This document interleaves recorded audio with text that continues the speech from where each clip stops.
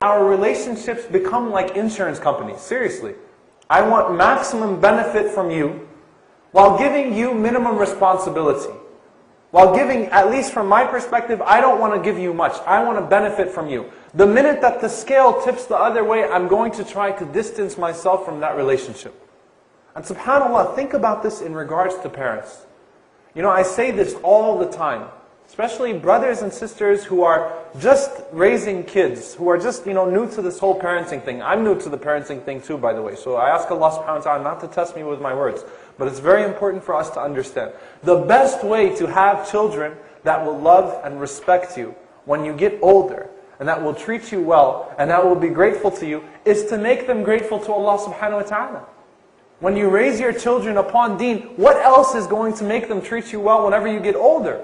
Otherwise, if they're not grateful to Allah subhanahu wa ta'ala, if they're not thinking of Allah azza wa jal, then you're just going to be a burden on them. You're just going to be dead weight. They're not going to want to be around you anymore. You're draining them now. They've already got the car from you. They've already went off to college. You put them on their own 2 feet. Now that they're set on their own 2 feet, they don't want you anymore. They don't need you anymore. It happens a lot with parents. Right? And that's why Allah subhanahu wa ta'ala says, وَلَا تُعْجِبْكَ أَمْوَالُهُمْ وَأَوْلَادُهُم.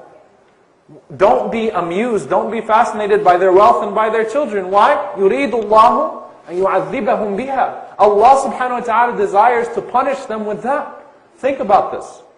The brothers and sisters who will neglect Islamic education in their homes, who will neglect tarbiyah, who will neglect raising their children and raising themselves at the same time upon La ilaha illallah, who will themselves not be grateful to Allah subhanahu wa ta'ala and will not teach their children the same way, who will invest so much time into getting them first-class education, who will make sure that they're spoiled rotten, that you drive the best car when you get older, that you have everything at your disposal. What does that benefit when the child then turns around at 18 and says, "Shut up, Dad, I'm a grown man now"? Benefited you nothing. So the best way to have children who will treat you well is to raise them to be dutiful to Allah subhanahu wa ta'ala. Because as Imam Ibn Qayyim rahimahullah said, the opposite of the hadith holds true also. Rasulullah sallallahu alaihi wasallam said, "Man lam yashkur al-nas lam yashkur Allah." Whoever does not thank people does not thank Allah. Whoever is not grateful to Allah will not be grateful to people. He will forget you. Your child would forget you. Why? Because you're a burden now. And we think like insurance companies sometimes. We become that shallow.